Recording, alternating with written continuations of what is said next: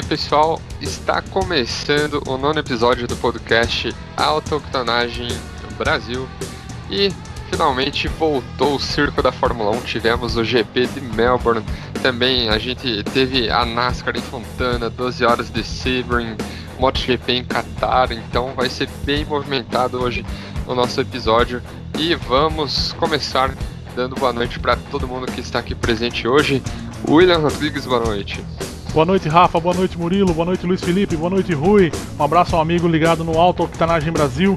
Finalmente subiram o giro dos motores, largada da Fórmula 1, graças a Deus aí, uma corrida bem movimentada.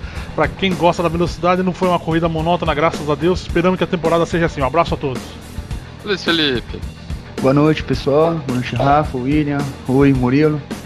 E essa corrida da Austrália mostrou que a Fórmula 1 tá se reerguendo, tá bem legal.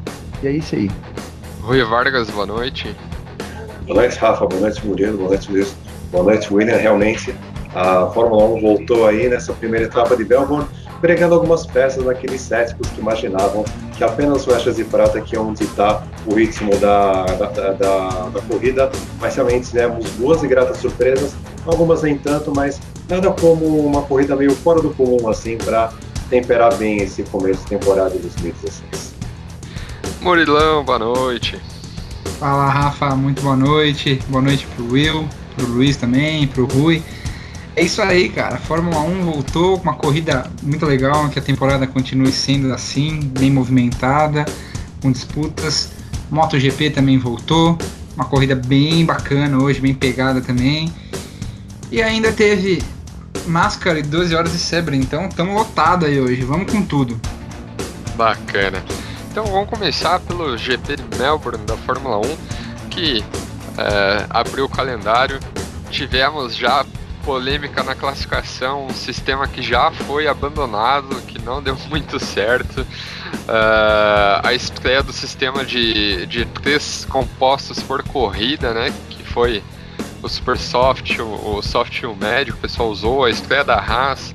Foi bem bagunçada essa corrida de Melbourne, que acabou sendo vencida por Nico Rosberg, com Hamilton em segundo, Vettel em terceiro. Então vamos falar sobre a corrida, pessoal, o que vocês acharam, os destaques, o que cada um gostou, o que não gostou. Tivemos o Grosjean mitando com a Haas em sexta, um acidente incrível, fortíssimo do Fernando Alonso, o cara de 7 vidas aí. Raikkonen pegando fogo no carro dele. Vamos lá, pessoal, pode ficar à vontade, vamos começar. Bom, começando pelo sistema de classificação, é uma coisa que quiseram ser revolucionário e no fim tiveram que voltar atrás. Eu sou da seguinte opinião, Q1 e o Q2 foi bem legal, foi bem interessante, foram mini corridas. O Q3, eu sou da opinião que, em 2004, mais ou menos 2005, se eu estiver errado podem me corrigir, uma volta lançada só é o suficiente. Que assim, nem que encurtasse o tempo do Q3, mas uma volta lançada ou duas que seja, não sei, seria mais que o suficiente. Quanto à corrida, né, o acidente impressionante do Alonso, né, que o Gutierrez pareceu que deu uma viradinha para a esquerda, o Alonso não teve para onde ir, asa aberta, né, veio no embalo. Foi um acidente impressionante, graças a Deus a segurança dos carros hoje em dia foi bem melhorada. Eu penso assim, se fosse esse mesmo acidente daqui uns 20, 25 anos atrás, o resultado não seria o mesmo. Graças a Deus o Alonso saiu do carro andando, reclamando um pouco de dor nas pernas, né? E pra variar, né, a Mercedes já começou sobrando. E que largada impressionante da Ferrari, hein?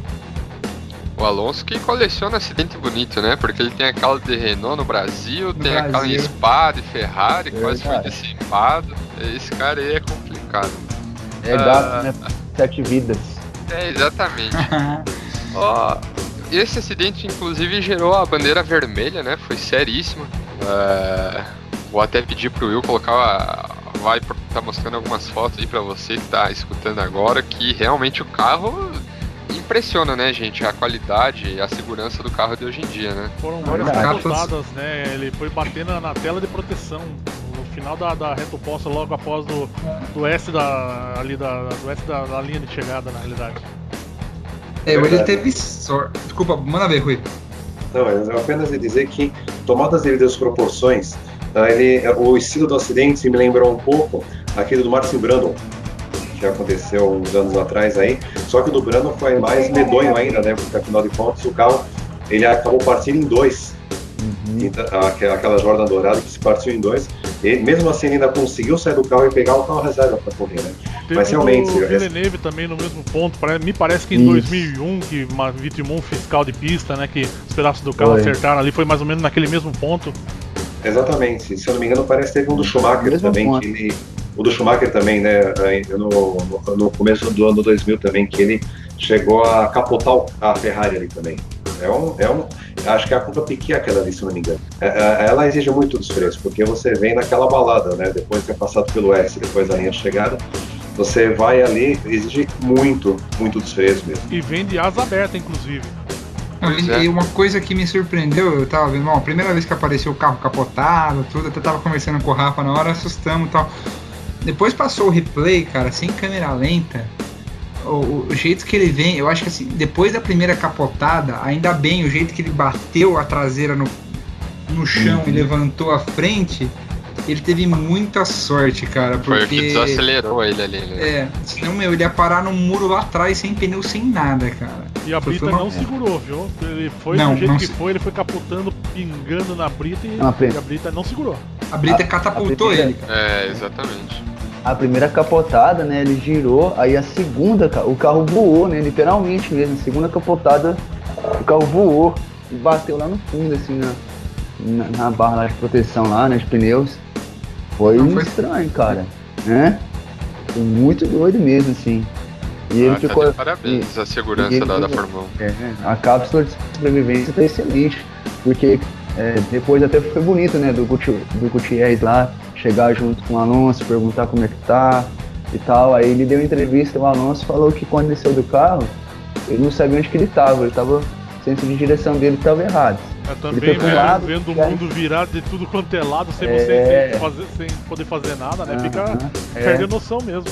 E tipo, lá o Alonso tava indo pra um lado, o Gutierrez puxou ele, né? Você vê como é que tava a situação do Alonso. Deixa eu aproveitar e jogar uma pergunta rapidinho pra todo mundo.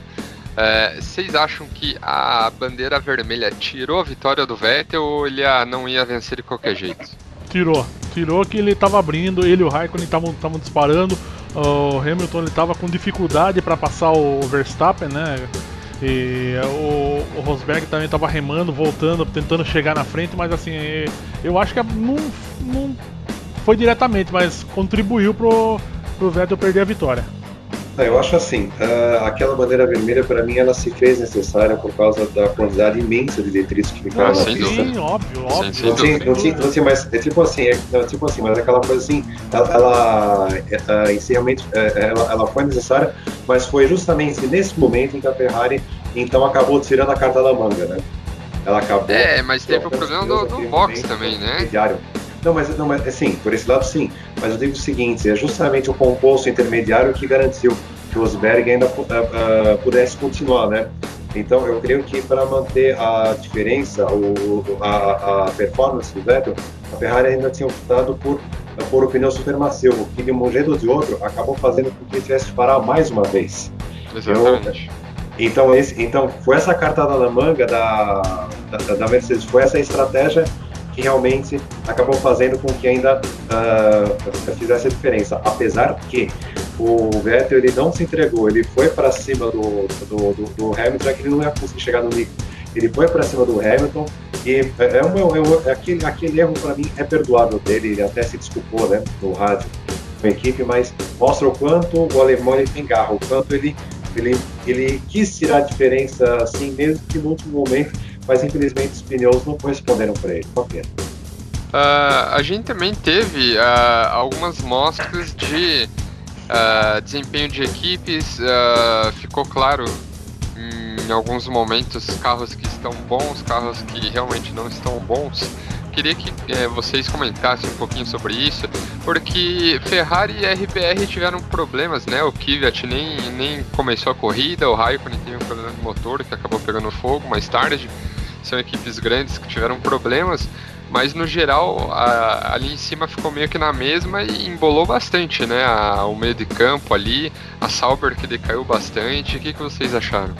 Ferrari não. Williams e Force India deram um passo para trás. A Sauber caiu de costas. A McLaren melhorou bastante, apesar de do Button ter chegado numa modesta 12ª posição, se não me estiver enganado. 14º. 14º, exato. Eles andaram bem no final de semana, quer dizer, aquele ano de 2015 já ficou para trás, o carro de 2016 é bem melhor. Williams e Force India, como eu falei, andaram para trás. O Massa ele tirou o que pôde do carro, né? Até onde ele pôde andar, ele fez um bom trabalho, chegou na 5ª colocação, mas assim, o Bottas sofreu bastante com o carro. A decepção para mim foi o Williams e a Force India. O que eles apresentaram na pré-temporada e nos treinos livres não condiz com o que foi na corrida, né? Eu acho assim, o Massa mesmo declarou que só conseguiu chegar na 5ª posição por causa da bandeira vermelha, né? Eu acho que se não tivesse o acidente do Alonso, o Massa não chegaria, ele não chegaria na frente das Toro Rossos. Andou muito bem o Max Verstappen, chorão pra caramba, diga-se de passagem. Nossa, chorou demais, é mimado. Não, até o Sérgio Maurício quem falou não é chorão, cara. Vai falar do Sainz lá, né? Então, até o Sérgio Maurício Chorão falou na demais, transmissão. cara. Até o Sérgio Maurício falou na transmissão que ele ia chegar um momento que ele ia chamar o pai dele no rádio e falar assim, fala pra ele sair da minha frente, quer dizer, mimado, chorão.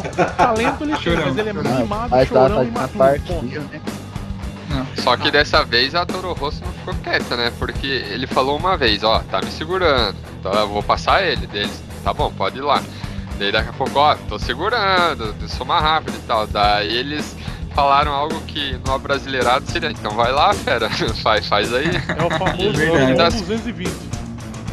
Então, e no fim das contas, não fez muito, né? Ficou mais segurando o carro, rodou, né? Bateu no companheiro da equipe, perdeu o tempo. Resumo, quis andar mais pro carro, chorou e escorregou nas próprias lágrimas. Quem me chamou a atenção também, cara, o Palmer, eu achei que ele andou muito bem, gostei dele, ele deu combate ao Bottas até onde ele pôde, em momentos que ele bateu com o Bottas ali, bateu roda com o Bottas. O Pascal Wehrlein mandou bem também pela primeira corrida, o Harianto abandonou na hora da bandeira vermelha lá. O Wehrlein já na largada de 20º e já pulou pra 14º, quer dizer, o motor Mercedes ajudou muito, né? O carro muito bom. Aparentemente, dentro do universo da Manor, o carro é muito bom. Agora eu tô Parece que é o melhor carro deles. Sim, é o melhor, com certeza, Rafa, concordo com você. A Williams vai levar um bico novo pro Bahrein. Eles falaram que quem chegasse na frente levava o bico novo, porque eles só fizeram um ainda, então o Massa vai correr com o bico. O pessoal deu declaração que. O pessoal da Williams deu declaração de que parece que isso vai aumentar em até 3 décimos a velocidade do carro. Vamos ver, por volta. Quer dizer, não vai mudar muita coisa então. A Williams vai continuar andando na mesma. Vai estar onde tá. E uma coisa que me chamou a atenção foi a Toro Rosso, cara. Será que a Ilmor não tá mexendo nos motorzinhos da Ferrari também, não? Falar bem a verdade, exatamente, é um carro bem nascido, motor Ferrari redondinho, cara. Andou muito bem. 2015, né? A última atualização, né? Exato, e a Toro Rosso aparentemente tem um chassi muito bem equilibrado, casou bem com esse motor da Ferrari.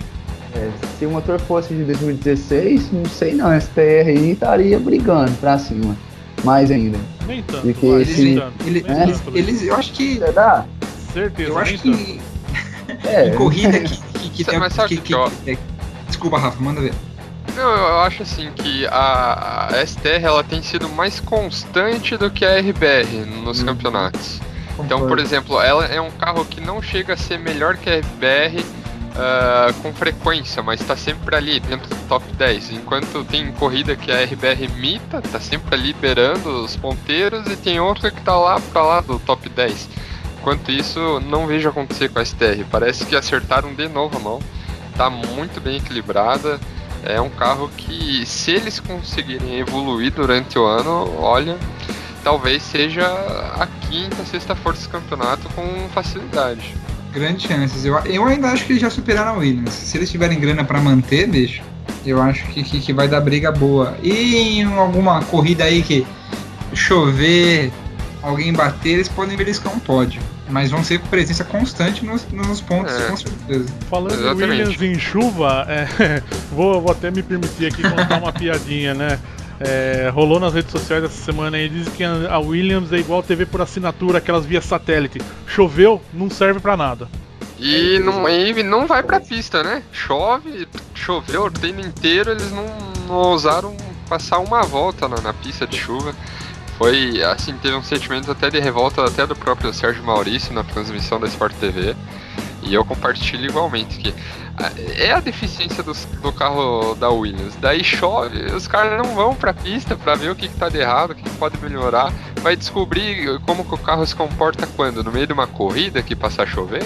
Resta saber também se nesse ano a RBR vai ser o oposto disso, né? Porque ano passado, durante essa prova do GP dos Estados Unidos, por exemplo, choveu boa parte da corrida, enquanto o asfalto estava molhado, as RBR mandaram. Só depois, quando secou, é que então a Mercedes voltou a ser superior. E um ponto a se destacar na corrida em relação ao Williams foi o pit stop, né?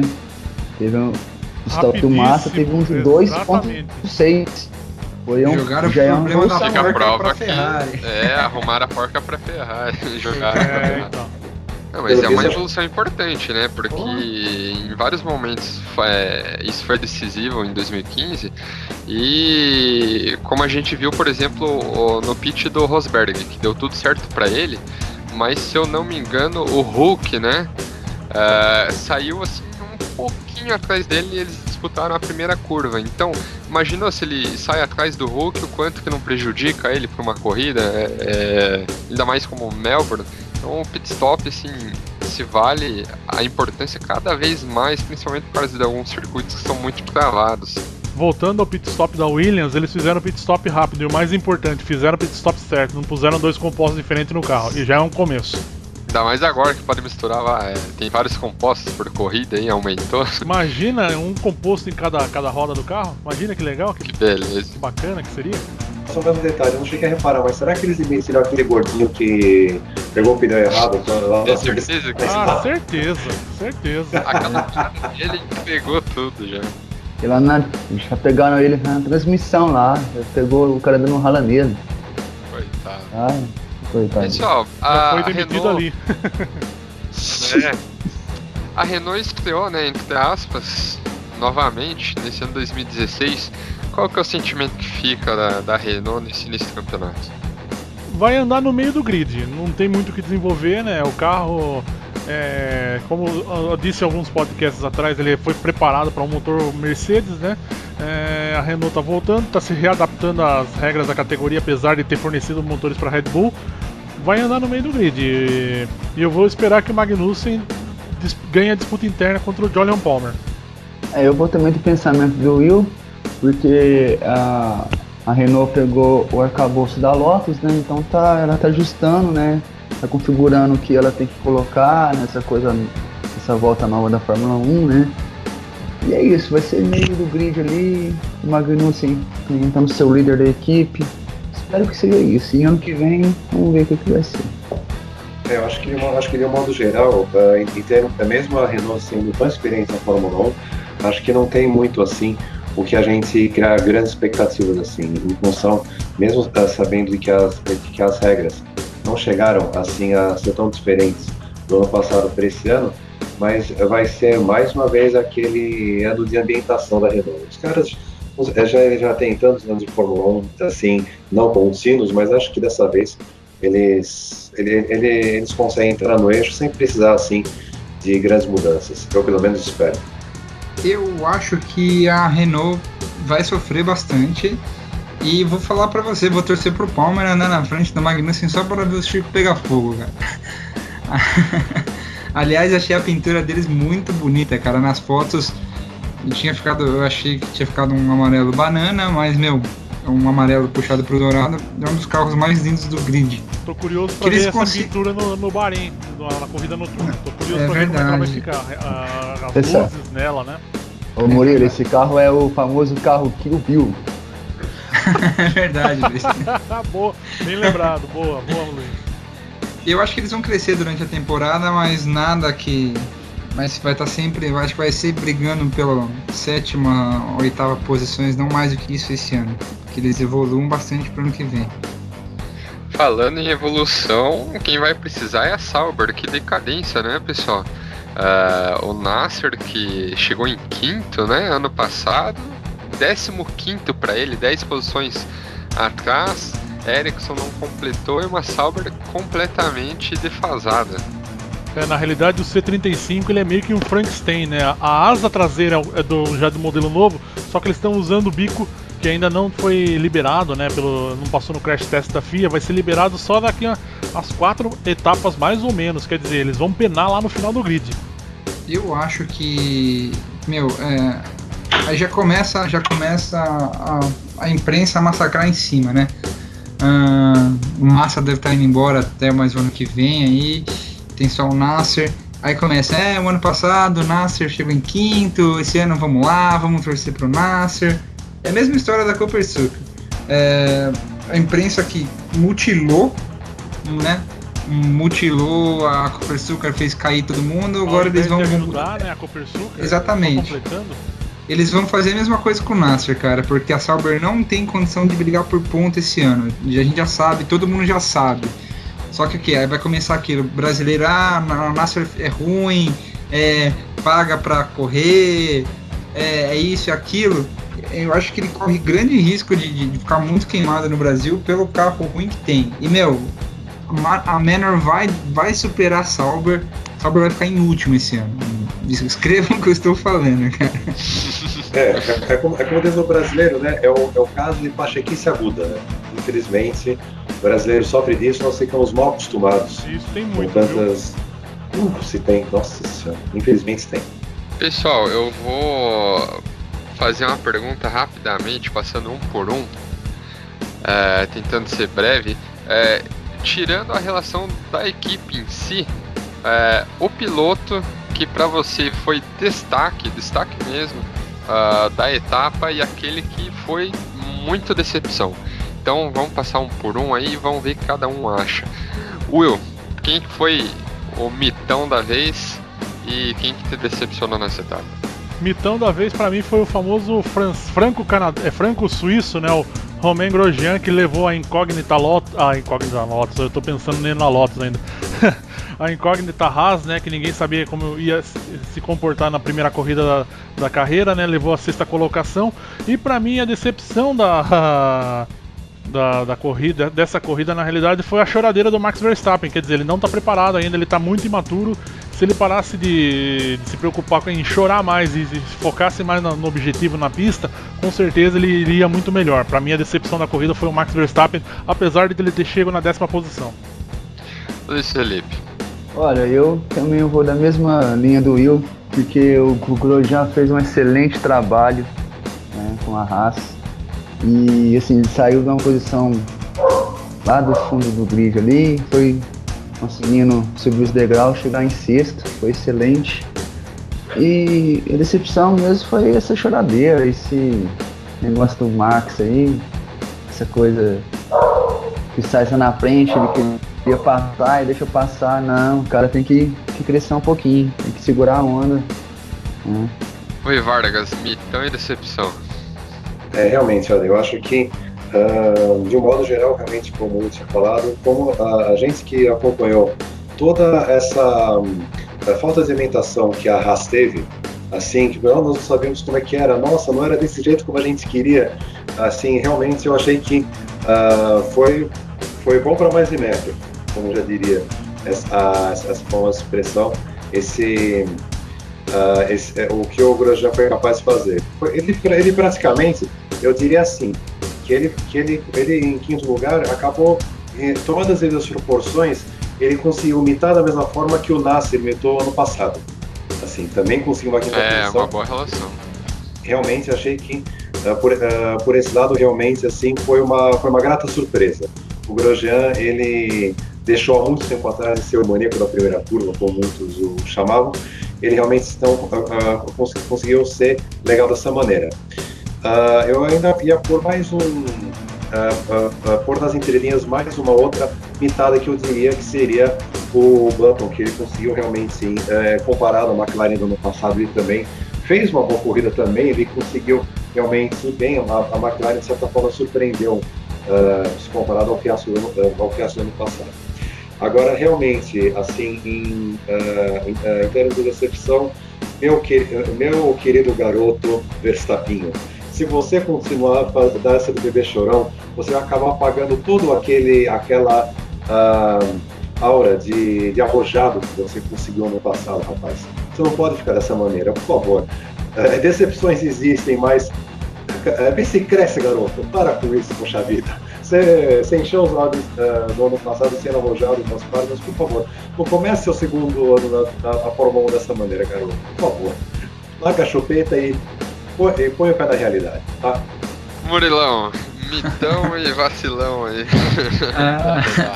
Bom, eu acho que é quase impossível não colocar como um mito da rodada aí o Grosjean, né? Pô, o cara, uma equipe nova, tudo bem, vai, tá debaixo das da Ferrari, mas é uma equipe nova.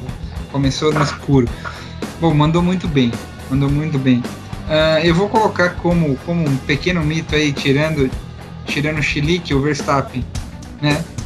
Tudo bem, chorão, concordo com o Rui. Pô, acelera e vambora. Problemas acontecem. Pô, mas ele tava segurando o Hamilton. A equipe errou na hora de chamou na hora errada, ainda chamou ele depois do Sainz, prejudicou a corrida dele, beleza. E, cara, a decepção pra mim, eu acho que o Pérez ficou sumido totalmente na corrida.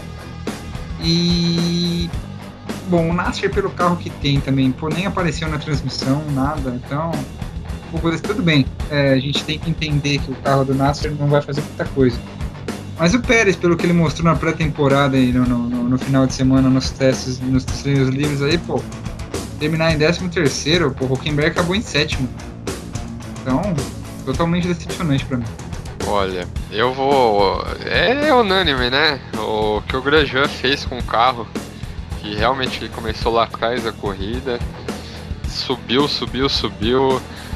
Espero que, né, eles consigam desenvolver e evoluir esse carro, mas o Grosjean, como o Rui falou, já deixou a má fama há muito tempo atrás. Ele é um piloto extremamente rápido, na minha opinião. Falta um carro competitivo para ele. E desejo toda a sorte para ele. E a decepção, eu já tinha visto em relação ao Pérez, que foi horrível a corrida dele. O Murilo já comentou em relação às posições. Fui até atrás do que ele comentou no pós-corrida.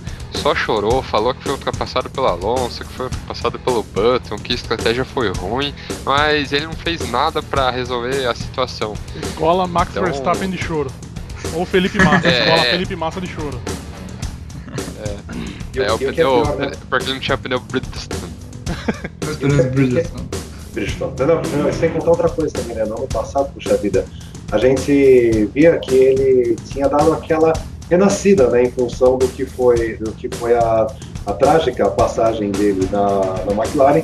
E só que agora ele começou 2016 já dessa maneira. Tomara que ele possa reencontrar o caminho daquele piloto que não é brilhante, porém eficiente na Fórmula 1. Vamos torcer por isso. O Pérez, ele terminou bem a temporada 2015. Ele terminou andando bem, andando na frente, chegou nos pontos, chegou no pódio na Rússia, né? A reviravolta, né? Agora vamos entender, né?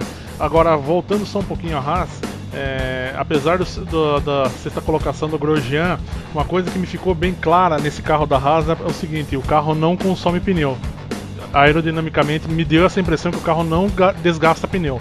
Isso pode ser uma boa. Você economiza um pit, você pode fazer um stint mais longo, né? Isso é bastante importante. Ainda mais agora que tem bastante estratégia, né, de composto.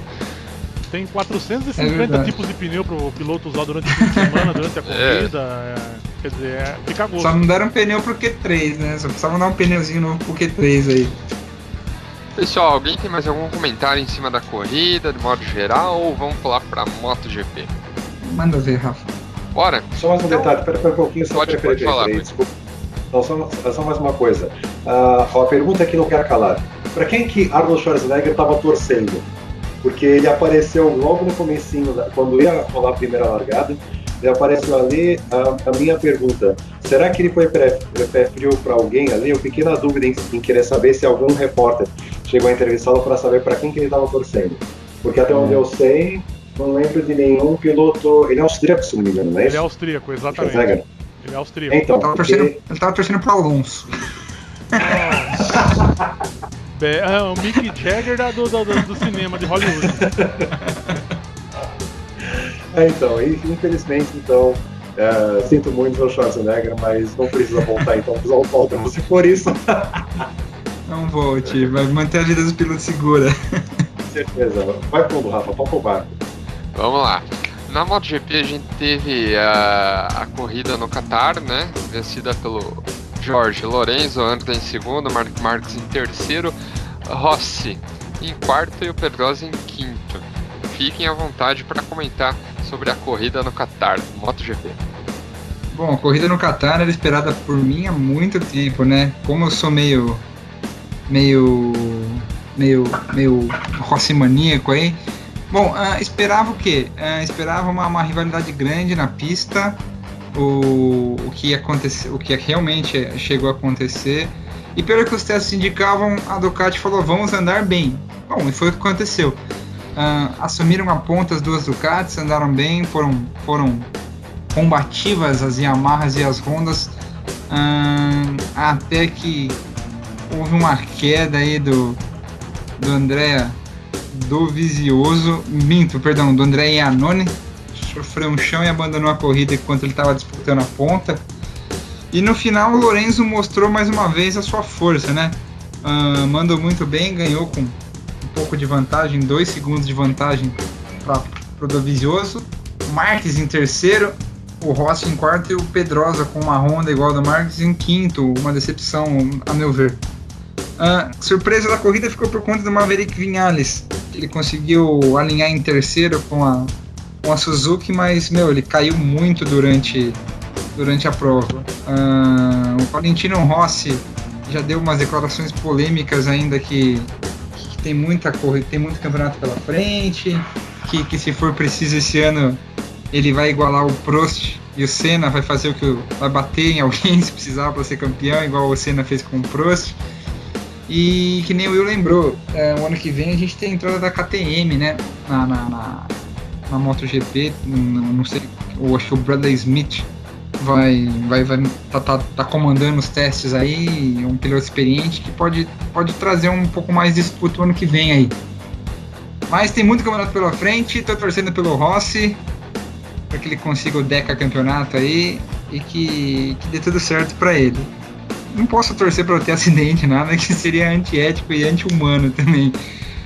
Mas o campeonato vai ser bem legal. Agora eu pergunto, precisaria o Rossi 9 títulos na categoria, jogar a moto para cima de outro rival para prejudicar ele? Precisaria disso? Não. Não precisa, né, Will? Pô, o cara já tem um nome, já tem a fama. O cara tá próximo de aposentar também já. Se não me falha a memória, ele tá com 37 anos de idade já, né? Ele renovou até 2018, cara. Não sei se ele vai ter gás pra aguentar tudo isso, mas... Pô, eu não conheço ninguém que não gosta dele, cara. Então eu acho que chega, né? O ano passado, saísse por cima, corresse mais esse ano, falar, vou me divertir esse ano e depois, sei lá, vou ser dono de equipe. Ele é dono de equipe na Moto 3, falar, vou ser dono de equipe na Moto 2, na MotoGP. Aproveitar, né? O cara já ganhou tudo e mais um pouco, o cara é uma lenda, o cara é um mito da MotoGP. Pra que ele quer mais ainda? Então, já deu o que tinha que dar. Eu torço muito por ele, é impossível não torcer por ele, mas a idade chega, né, cara? Os reflexos não são mais os mesmos e o corpo cobra. Isso aí. Vamos dar uma pincelada também na NASCAR, que teve a corrida hoje pela tarde, que correu em Fontana, né, com a vitória do Jimmie Johnson. Quem acompanhou a prova aí, quiser dar algum comentário. Bom, legal que a etapa de Fontana no Auto Club Speedway, né? Mais uma vitória da grande lenda da NASCAR atualmente, o Jimmie Johnson. Se eu não estiver enganado, a 77ª vitória dele na categoria. E ele, falar bem a verdade, o cara é muito lenda, né, na NASCAR. E, inclusive ele venceu a corrida na prorrogação, que a NASCAR ela tem esse sistema de prorrogação. Se acontece uma bandeira amarela nas últimas 3 ou 4 voltas mais ou menos, eu não me lembro com precisão, né? Eles congelam a quantidade de voltas e dão como se fosse uma prorrogação, assim, para a corrida terminar em bandeira verde, né? Essa bandeira verde no final, essa bandeira amarela no final que causou a prorrogação foi graças a um pneu furado do Kyle Busch, né? Que provocou essa prorrogação, né? E o Jimmy Johnson garantiu vaga no Chase. Teve um acidente fortíssimo do Kyle Larson, né? Que ele teve um pneu furado, né? O Kyle Larson, que corre pela Chip Ganassi, teve um pneu furado, ele bateu fortíssimo no muro, mesmo os redutores de velocidade não tiveram como segurar, né? Ele bateu fortíssimo no muro, graças a Deus não aconteceu nada com ele, né? Que os muros dos ovais da NASCAR eles são revestidos de softwall, né? É um muro mais mole, quer dizer, justamente para o carro deformar e não ferir o piloto. Eu acho assim, se tratando de NASCAR, a gente também não pode deixar de citar o final da Xfinity de ontem, né? Pelo amor de Deus. Como que o Kyle Busch, ele ainda quebrou a suspensão, estourou o pneu dianteiro esquerdo dele, ele ainda foi se arrastando, ainda deu mais umas fechadas, o Soares venceu a prova, ele ainda conseguiu chegar em segundo lugar arrastando o carro no melhor estilo de desvio dele. E falando na corrida da NASCAR de hoje, da Sprint Cup, eu esqueci de mencionar, né, destacar na realidade, o novato, né, da categoria que está substituindo outra lenda também da NASCAR que se aposentou na temporada passada, o Jeff Gordon, o Chase Elliott, né, que andou muito bem e chegou a pontear algumas voltas na corrida, terminou na 6ª colocação também na corrida, quer dizer, a Hendrick Motorsports acertou em cheio, ao meu ver, na escolha do Chase Elliott para substituir o Jeff Gordon. Isso aí, e também tivemos às 12 horas de Sebring, pela IMSA, né, o campeonato Sports Car, e que foi vencida inclusive pelo brasileiro, né, que estava dividindo o carro, o Pipo Derani, né, que venceu as 12 horas de Sebring. Alguém acompanhou? Sabe como é que foi o pessoal brasileiro? Ouvi falar também que o Barrichello parece que teve algum problema. Na verdade foi assim, né? Eu acompanhei as 4 horas finais da corrida, que em si a cena ela já tinha sido bastante movimentada, porque durante a prova simplesmente chegou a cair uma tremenda tempestade que interrompeu a corrida por 2 horas e meia com bandeira vermelha, e quando reiniciou, ainda assim, eles também enfrentaram mais problemas e carros que às vezes chegaram a escapar da pista e iam para a área de escape. O problema é que parte da área de escape às vezes estava alagada, então eles acabavam trazendo o barro e sujeira para a pista conforme eles voltavam, né? Realmente, Pipo Derani, ele foi assim um piloto fora de série, ele soube dar o pulo do gato no momento certo. Ele numa relargada que aconteceu, ele estava em 3º lugar. Ele ainda conseguiu ultrapassar os 2 pilotos que estavam na frente dele, na ponta, no melhor estilo drible da vaca, assim, que ele conseguiu, né, ultrapassar, né, os carros que estavam à frente dele. Realmente, esse garoto, ele já havia ganho, né, a prova anterior dele, né, que tinha sido as 24 horas de Daytona, e agora também ele conseguiu vencer essa corrida junto com os outros pilotos, né, que é o Scott Sharp, o Ed Brown e o Hannes Van Overbeek, a bordo do Tequila Patron SMG JP2 Honda, número 2. E o legal também é que em segundo lugar ficou o carro Wellen Engineering Corvette TP número 31, pilotado pelo Danny Cameron, o Eric Curran e o Scott Brutz, aquele famoso piloto da Fórmula Indy dos anos 80. E também teve o brasileiro Fittipaldi, né, que terminou em 3º lugar, junto com os portugueses João Barbosa e Felipe Albuquerque, com o Mustang Sampling Corvette TP número 5. O Christian Fittipaldi, que se eu não me engano bicampeão da categoria, não é? Ele é o atual campeão da categoria da WeatherTech Sports Car. Exatamente. Exatamente, ele venceu na última prova no ano passado, outra prova também que poderia entrar pro campeonato WRC também, porque choveu outra barbaridade, os carros também, vou te contar, o que eles passaram na lama não foi brincadeira, viu? É isso aí. Pessoal, alguém tem mais alguma coisa para comentar em relação ao fim de semana aí, do automobilismo? Um detalhe, a gente meio que atrasado aqui, a gente está falando sobre a Fórmula 1, né, lá atrás, a respeito do acidente do Alonso, Sim. em que o que se pôs em dúvida, ao meu ver e também eu creio que com vocês também, é a respeito da tal proteção, né, que eles querem pôr no cockpit dos carros. Nesse acidente do Alonso, por exemplo, como é que iriam resgatá-lo de lá de dentro se ele tivesse inconsciente? Eis a questão. Eu concordo no ponto que seria difícil a remoção ali pra ele. Porque ele parecia o Senna ali lá na México, avocando ali a brita e saindo do carro ali. O próprio Senna falou que naquela época ele falou que ele parecia um tatu saindo da toca. Foi algo parecido com o Alonso. Não sei a opinião de todo mundo, cara, fiquem à vontade para comentar, mas eu acho que ia prejudicar bastante nessa situação. Eu acho que colocarem como estão querendo na rapidez para ontem, eu sou contra nesse sentido, tá? Eu acho que tem que ter uma proteção para a cabeça assim, mas vamos estudar um pouco antes, né? Vamos simular um acidente, vamos ver quais condições. Ver todas as possibilidades, né? Pensar em todos os, como diz, né? Todas as possibilidades que pode acontecer, né? Como proceder nesse caso. Não é só simplesmente colocar lá e o piloto que se vira, entendeu? Exatamente, concordo. Então vamos dar uma pesquisada maior aí. O treino, o classificatório é um exemplo disso. Quiseram fazer aí, trocou de novo. Então acho que a Fórmula 1 tem que ir um pouco mais de calma. Tem que mudar muita coisa, sim. Mas não é de uma hora para outra também, não. Porque vejam bem, porque da forma como ele ficou, eu fico pensando o seguinte, ainda bem que, graças a Deus, não aconteceu isso, mas eu fico imaginando, por exemplo, se ele tivesse desacordado dentro do carro, por exemplo, como que iam tirar ele dali? Se eles tombassem com ele exemplo dentro, também.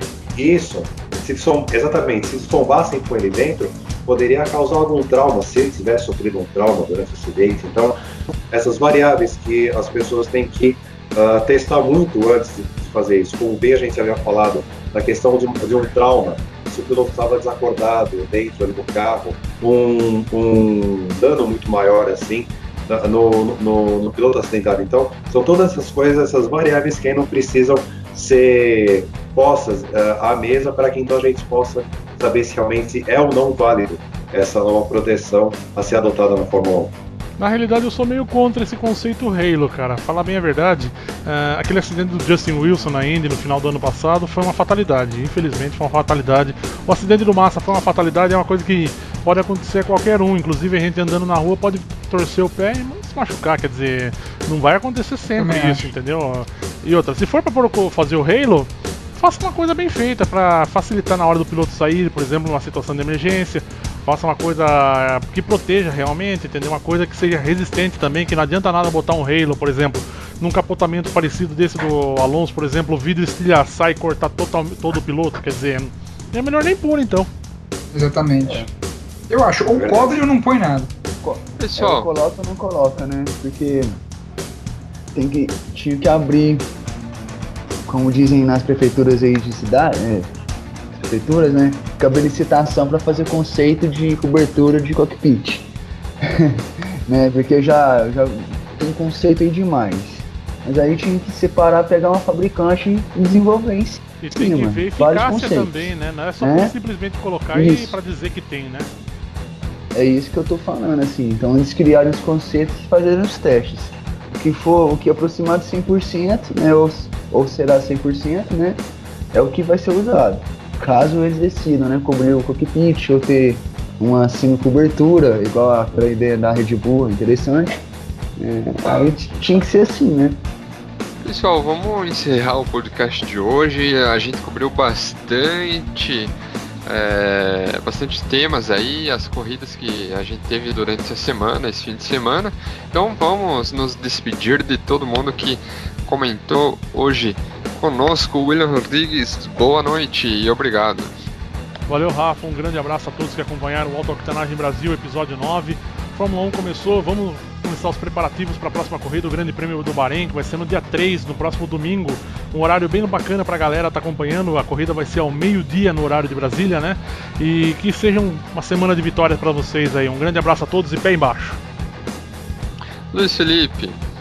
Então, pessoal, vou deixando aqui o meu boa noite, né? E E lembrando que vai ser no dia 3, né? A corrida no Bahrein, noturna, né? Vai ser no horário.